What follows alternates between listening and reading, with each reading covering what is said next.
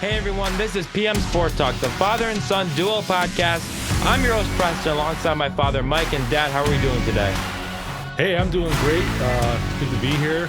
We got a ton of sports going on right now. Can't wait to get into it. Yeah, let's go ahead and start with the free agency frenzy. Man, what are some of your takeaways from this crazy free agency? It's unbelievable. There's so much going on, especially with our team, the Steelers. Justin Field. Well, first of all, we weren't on last week. So first, Russell Wilson comes over to Pittsburgh, and then Kenny Pickett goes to Philadelphia, and then Justin Fields comes to Pittsburgh. So we got two new quarterbacks, starting caliber quarterbacks.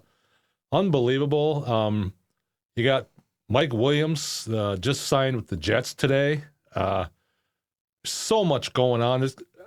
It's so hard to keep track of. There's going to be guys on so many different teams that it's crazy. Yeah, that's for sure.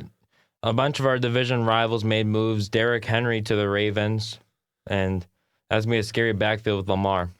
Yeah, great move for them. They shipped out Gus Edwards. Well, they didn't ship him out. He went free agency over to the Chargers. They bring in Derrick Henry, who's a better version of Gus Edwards, same type of back, but obviously Derrick Henry is quite a bit more accomplished than Gus Edwards. And I think he still has a little bit left in the tank. I could see him being good for them for a couple years. And it's a really good backfield, like you said, with Lamar and Henry. And then they're going to have to find themselves another receiver, I think. But they should pick right up where they left off this year. Their defense took a hit, though. Patrick Queen signed with the Steelers, probably the top free agent linebacker of this year, I would say. Yeah, he went over to the rival Steelers, which is great for us. So much going on. We got a bunch of other running backs as well, like Saquon to the Eagles, which some people aren't happy about for obvious reasons. Joe Mixon went to the Texans. Josh Jacobs to the Packers. There's a lot of running backs getting good contracts somewhere fresh and new. Yeah, Aaron Jones also, he went to the Vikings. Right. And Houston Texans, they have been sneaky good in free agency this year. Like you said, Joe Mixon. They got Danielle Hunter from the Vikings. That defense over there is going to be top-notch. Offense is going to probably be even better than it was last year. Great moves for them. It's just unbelievable, crazy what's going on. I'm sure I'm forgetting a few, but those are probably the most notable ones, right? Saquon going to Philadelphia, like you said, that could come back to haunt the Giants. He wasn't going to be a big difference maker in New York because that team's not ready to win. But he might be the difference maker for Philadelphia to get back to the Super Bowl. A really good move for them. He got a little bit more money than I thought he would, too. Yeah. What was it, 3 years, 37? Something like that, million. Yeah. I didn't think that. It's weird. The running backs have been kind of devalued over the last 10 years or so. And I remember us talking about it last year, about how they're not getting paid and all this stuff. And then this year, they were like, the running back was like the really big first thing that happened in free agency was all these running backs. Yeah. What do you think about Buffalo? Do you think they're going to have to pick up someone new? And with Gabe Davis going to Jacksonville? They got, what's his name there, number 10 was really good. Shakir, who really came on. What about Diggs? Do you think he'll stay? You keep hearing rumors that he's going, but I don't know. There was talk about him going to Dallas because they just let Gallup go, right? So It wouldn't surprise me if he left because he's just, I don't know, if he just didn't seem quite the same this year, like he was into it like he usually is. I don't know. That could go either way, but they definitely do need they're going to probably draft. I'm going to assume if Diggs stays, they'll probably draft a receiver, a young receiver to take Davis's place. But if they lose Diggs, that could throw a monkey in their wrench because I don't know who's left as far as receivers go, big-time receivers. None. None that I can think Mike of. Williams just signed with the Jets today, so none. Yeah, he was talking to the Steelers, too. I'm glad we didn't take him. Great talent, but Has he ever played a whole season? Probably like his rookie year, Yeah. second year. I mean, he is hurt every single year, Mm-hmm. and not for just one game. He misses multiple games, and so as great as he is, a big deep threat, big tall guy too, you're taking a risk with him. So I'm kind of glad the Steelers didn't sign him. But yeah, I just don't know who else is out there. I mean, you might just have to go to the draft now. You want to know who really got a big payday? Calvin Ridley with Tennessee. Yes. Yeah. We thought he might stay with Jacksonville, but he go to New England. Or New England, something like that. Yeah, he went to Tennessee, which is kind of weird to me because they're another team that's not really ready to win. I would think they'd want to build through the draft more than free agency. But, I mean, they did sign Tony Pollard as well. I'm not that high on him. He's okay, but he's not big time as far as I'm concerned. Well, we want to go back to the Steelers because you were telling me that Fields isn't coming here, and I was so confident that he would come here, and look who was right. Yeah, what a shock, eh? Let Pickett sit, and nope, he wanted out. Yeah, that's seems to be how it was. He didn't want. Once they signed Russell Wilson, Pickett did not want to stay. He did not want to be a potential backup, even though they said, hey, if he could compete for the job. He didn't think that was going to happen from the way he was talking in his press conference and stuff. Didn't seem like he thought that was the way it was going to go,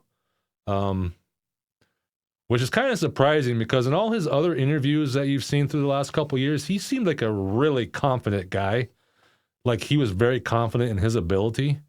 I'm just really surprised that he didn't want to stay and try to win that job. I guess he felt disrespected by the Steelers a little bit. Who knows who's really telling the truth in this one? They were telling him all spring or all winter that he was going to compete, have some competition for the job. And then when they brought Russell Wilson in, he was told that Russell Wilson was going to get all the first team reps. And that's when he decided that he wanted to leave. Who knows what really went down there? Yeah. I was shocked when that trade came out. What day was that? Friggin' Friday? Saturday? Saturday. Saturday, yeah. So, yeah, I was shocked. I did not see that happening. And then once he got traded, I was kind of like thinking that they might bring in Fields since, the Bears couldn't get anything for him. And they wanted a second-round pick there a few weeks ago, and the best they couldn't get any offers, so they decided to just let him go to the Steelers for a 6th-round pick, which could turn into a 4th. Part of me is glad for this because I know Justin Fields is talented, but the other part of me is like, I don't know. With Russell Wilson, is he going to be somewhat close to what he was in Seattle? And if he is not the guy, does Justin Fields really have what it takes? So I guess we're going to find out. Yeah, it's really did not see it going down this way at all. Once they got Russell Wilson, I was like, well, yeah, that's it. They're not doing anything else. Then crazy. And there's reports that there's already reports coming out that they're going to sign Russell Wilson to a long-term contract. That makes no sense to me whatsoever. Does that make sense to you? Well, they said at the end of the season, not now. Oh, well, maybe I didn't hear it right. Because some of the reports I've seen, there's already discussion of a long-term. Well, you can't make any deal with Russell Wilson until you see how he plays this year. Right. That's why they're doing it at the end of the season. But then what are you going to do with Justin Fields? Because he's owed like $25 million on his 5th-year option, so which they're not going to do. So, and that's due this May. They have to decide. So I don't know what's going to go on with that. There's going to be a lot of financial wrangling going on there with that. They don't have to do that. They can franchise tag him and all this stuff. But, Justin Fields supposedly is going to be the backup, and he's going to be making, more than Russell Wilson. So it's just, at least from the Steelers side of it anyway. But, yeah, it's crazy. I don't know if it's going to work out for him. Maybe Jalen Hurts gets hurt or something, and he gets to prove himself over there. I don't know. But Jalen Hurts doesn't get hurt. When's Kenny Pickett going to play in Philadelphia? Never. Yeah, that's what I mean. So I don't, unless he's just going there to be a backup, and then once he's a free agent, he's going to try and go somewhere. But he sucks. I know you say, I still think he's got potential. he never got a chance to do anything with somebody besides Matt Canada. So how do we really know for sure? He did. When? He didn't get in the end zone against the Bengals. One game?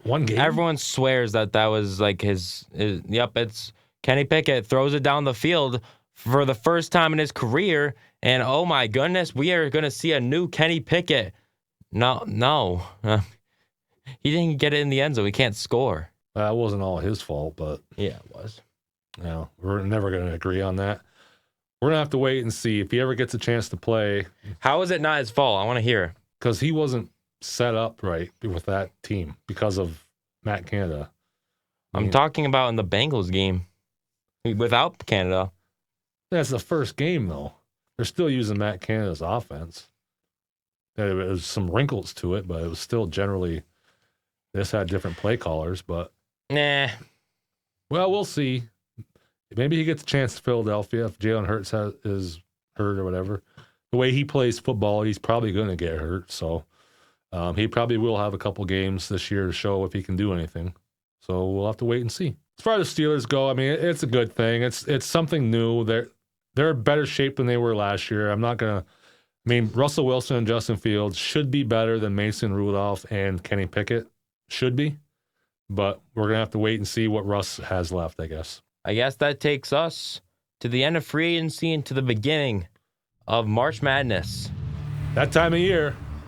With Selection Sunday and first four going on as we speak, there is going to be a lot of madness this year, I believe. I just have to say something about the selection process, though. We talked about it a little bit this weekend. That selection committee did the worst job I've ever seen in my life.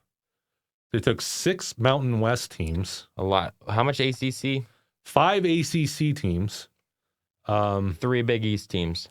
3 Big East teams. The Big East Conference was the second-rated conference behind the Big 12 this year. My history teacher agrees, too. They are in love with the Mountain West for some reason. The only team that's ever done anything out of that conference... San Diego lately. UNLV way back in the day, 20 years ago, but nothing recently. And even San Diego State, they got some lucky games. They should have lost to Creighton last year before they even got to the Final Four. I mean, don't get me wrong, they played good. They had a good run there, but they could have easily lost that game. That foul call that was called there was horrible. And this year, they're ranked 5th. They got a 5 seed. They finished I think they finished 5th in that conference. They lost in their conference tournament, too, in the semifinals, and somehow they got a 5 seed. Yeah. I mean, there's a lot of teams that were ranked so high for no reason, and they put Virginia in the tournament, which made no sense at all. I mean, 2 quad one wins. I watched ACC a lot of the year, and Virginia has beaten nobody. They lost to NC State early in the tournament, the ACC tournament. It just doesn't. It's not mathing. The math isn't mathing. Quad 1 and quad 2 wins is a big deal for the committee, and Virginia has 2 quad 1 wins. St. John's, who's one of the teams out of the Big East, has 4 quad 1 wins. I believe Providence had 6, and Seton Hall had 5 or 6. And you mentioned St. John's. They weren't even in the first 4 out. No, and Providence wasn't either, and Seton Hall was. Seton Hall, who St. John's beat early in the tournament. And they go by this net ranking, too, and Seton Hall had a 60-some net ranking. Virginia had a 50-something net ranking. St. John's had a 32 net ranking. Is that good or bad? That's good. The lower the number, the better. Okay. And this is only the second time that a team with a below 35 net ranking did not make the tournament in its history. Yeah, and then the first 4 out, I believe, was Pittsburgh, Indiana State. Who else? Oklahoma, who had no business being the first 4 out. They did nothing all season. They were 8-10 in their conference. In their conference? Yes. They were 8th or 9th place in their conference. Oh my gosh, that's terrible. And they were the last team out, which makes no sense either. There's another one who doesn't make a lot of sense, who's only in by reputation, is Michigan State.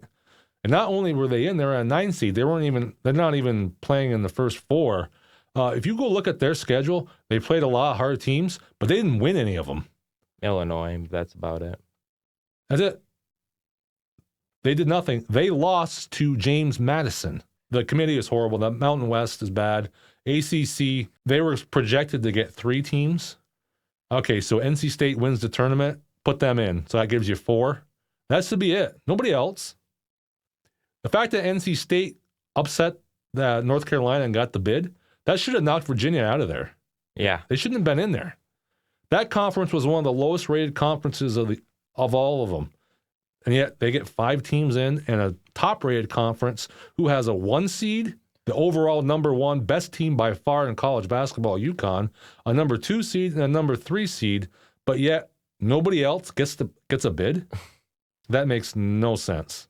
I want to talk about some of the potential upset candidates. A returning team, Dad, playing Tennessee, ranked where they were when they knocked off number 2 Kentucky. That is number 15, St. Peter's. I have no idea how their team is now. They lost Holloway, they lost Eder, they lost Drame, they lost a lot of their players from that one run, but they're back in this tournament. I don't see them upsetting Kentucky. I just think Kentucky can score like nobody's business. So they're playing Tennessee in the first round. Oh, Tennessee. Oh, I thought you said Kentucky. Oh, they beat Kentucky last time. Yeah. All right, so they play Tennessee.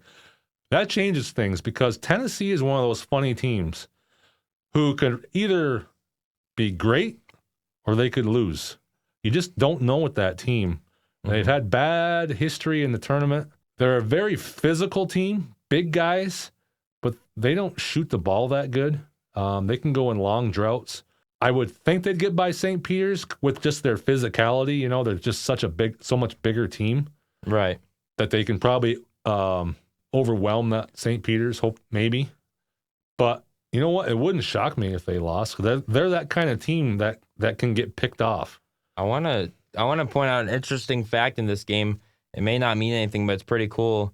Zakai Ziegler, the Tennessee guard. Yes. He's taking on Armani Ziegler, who goes to St. Peter's in the first round. Are they related? Mm-hmm. They're brothers. Oh, really? Yeah. That's interesting. I didn't know that. Yeah. That adds an extra little drama to it. Yep. Yeah, that'd be great. That'd be fun. That'd be funny if St. Peter's beat them. I mean, I wouldn't be shocked. Like you said, I know nothing about St. Peter's, but I wouldn't be shocked at all. Kind of like the same with Samford and Kansas. That one, I think I'm going to pick Samford. I think Kansas is shot. They have so many injuries, and they weren't good before the injuries. They were playing bad. Mm-hmm. Nobody on that team can shoot. They have no outside shooting whatsoever. Hunter Dickinson's overrated. Yeah. I mean, he's been playing. And he's playing with a dislocated shoulder, so I don't know how healthy he is. Mm-hmm.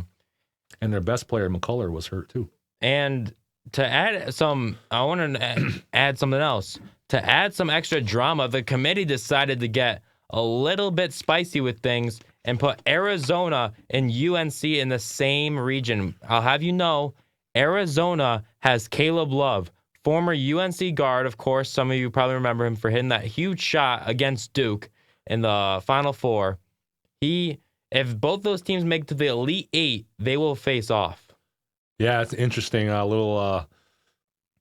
Could be a little kind of a revenge game there for those two teams. I don't know if he chose to leave, I guess, right? Yeah, transferred. So I guess maybe it'd be more of North Carolina might be the one with revenge saying, you left, we're going to bury you. I don't know. Arizona is a funny team too. I still think there's still mutual respect I'm between sure there Love and UNC because earlier in the season, Arizona beat Duke, and Love had something written on his shoe. I think it says Tar Heel for life when he was playing Duke. So that's kind of cool. Oh, that is cool. Yeah, that's interesting. That region there, the West region, when those two teams are, I have no idea what's going to happen there. Right. I don't trust either one of those teams, North Carolina or Arizona. They both can play lights out, or they both can throw up some stinkers. We saw UNC against NC State. I mean, they couldn't make a shot in the last 5 minutes. Yeah. And then Arizona can crumble at any time. Arizona, they haven't done anything in the tournament in years. They keep getting beat early rounds, like the first weekend. Yeah, and they're always a 1 or a 2 seed. Lost to Princeton last year in the first round. Yeah, and they the year before they lost early too. They lost to I think they lost to Houston or somebody like that. Before Houston was real good, a couple years ago, 3 years ago. Although sometimes you see that, like North Carolina, who was bad in their last game, and then when they get to the NCAA tournament, it's like a new beginning, and they shoot lights out. So you just never know. But that's a real. Any of the other teams in that region, I don't really like either. I think Baylor's in that region. I'm not sure, but yeah. There's Michigan State, Mississippi State. There's no strong teams in that. That's another thing I wanted to say. UConn, who's in the East, who's the number 1 overall seed. They have a loaded region. They should be getting the weakest, like 2 and 3 and 4 seeds. Yeah, they're the overall first seed. They're the overall seed, so they should get the weakest 2 seed, the weakest 3 seed, weakest 4 seed. And then they got the toughest. Iowa State, Illinois, and Auburn. All there. Conference champions. San Diego State at 5 in that region. Who else is in that region? I think Drake's in that region. Washington State. There's a lot. Drake. Don't sleep on Drake, man. They can beat Washington State. I mean, yeah. DeVries, he is averaging 21 points per game. He can score. Now you may look at those like notable wins, and you think, wow, they haven't really beaten anyone. But Drake is a team that can score and surprise people. Yeah, that's another one I wouldn't be shocked. They're a 10 seed.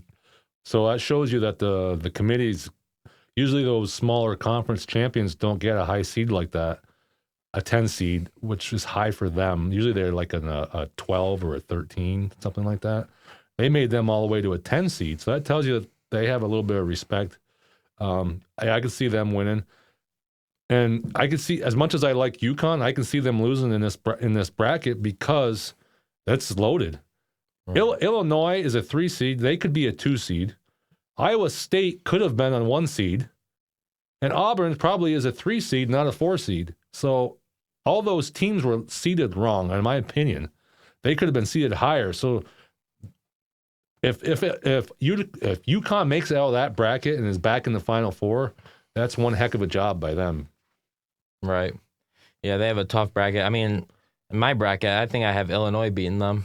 I wouldn't be shocked. Terrence Shannon, he's on fire. He's on a roll. They have a good team. They probably would match up really well with UConn. Yeah, their defense is a little shaky, but the thing is, UConn's starting center is Klingon, right? Yeah. He likes to play physical, right, in the paint? Yep. Coleman Hawkins can shoot the ball, and he's their center. Yeah, he's going to pull them out to the perimeter. So Klingon's going to stay down low, and he's going to be out in the perimeter. And, yeah, I could see that happening. Who's going to... But it could go both ways, you know? Klingon could dominate him in the paint. I mean... Yeah, he would, too, I think. He's just quite a bit bigger than Hawkins. Right. And Terrence Shannon, I'm assuming... I don't know who's going to guard him. Imagine it's Newton, you think? Could be Newton. Although I've seen UConn this year put Castle on the best player. He's a really good defender. Oh, that could be... Yeah, I forgot about Castle, yeah. Because that way it doesn't tire out Newton because he's got to do everything else. Right. So that'd be a great matchup. But Illinois would have to get by Iowa State first, which I haven't seen Iowa State a lot, but they hammered Houston twice this year. So they're a good team. I had Houston losing to Texas A&M in my bracket. Wow. Second round? Yeah. Texas A&M's another sneaky good team. Not a great record, but they've got some big wins. Wade Taylor, man, he had a good SEC tournament. They beat Tennessee twice this year. They beat Kentucky. That's a good team. They're probably a little up and down, but yeah. It's this tournament. I think we say this every year probably, but it just seems like this tournament is going to be crazy because there's a lot of very evenly matched teams, and I haven't filled out my bracket yet, and I just don't know where to go with a lot of these games. Mm-hmm. Usually I have a pretty good idea. I might be wrong, but I have a pretty good idea who's good. Might not always turn out that way, but this year when I'm going down through there, I'm like, I don't know who to take. Yeah, there's going to be a lot of great matchups, I think, down the stretch. I mean, I'm probably going to take UConn to get out of the East, and I'm leaning towards Carolina, and then I'm leaning towards Kentucky in the other bracket. Okay. And I forget the other one, but Purdue, I forget who's with them. They have a weak bracket. Out of their bracket, I have Creighton. Yes, Creighton. I was them too. That's who I was going to pick. Yeah, I have UConn, Creighton, Carolina, and Kentucky. That's who I was going to go with. Okay. Yeah, that's kind of what my bracket looks like some of them. But I wouldn't be shocked if none of those teams were there. Right. Yeah, it could be so crazy. Yeah. I mean, last year's was crazy. Yeah, you had UConn, Miami, San Diego State, and FAU. Yeah. No, but UConn was a 4 seed, I think. Yeah, they were not a 1 seed last year. They were the highest seed in the Final Four, and they were a 4 seed. That was crazy. So FAU was what, an 8, 9? If that. I think they might have even been higher than that. I'm not really something like that, but yeah. And then Miami was a 8, I think, or 7, something like that. And then San Diego State, what were they, like a 5, 6? 5 or 6, yeah. So that's a crazy bracket. Crazy. Yeah, I could see something like that again this year. You never know. Well, Dad, it's time for the second segment of Performances of the Week, and we have all college basketball since March Madness is starting. Let's get into it. Starting off, well, you're going to see the stats come up here. This is going to be their general season stats, but for right now, we're going to talk about their stats in this game. Wade Taylor of Texas A&M, 32 points and 6 threes against the Kentucky Wildcats. Unbelievable performance. I haven't seen much of Texas A&M, but that was a great performance by him. I watched that game. He could not miss. I mean, and he's like lightning fast, too. Unbelievable performance. Great. That win got them into the tournament. That was unbelievable for him. Small, shifty guard. Yes, very. He's going to give somebody problems, I think.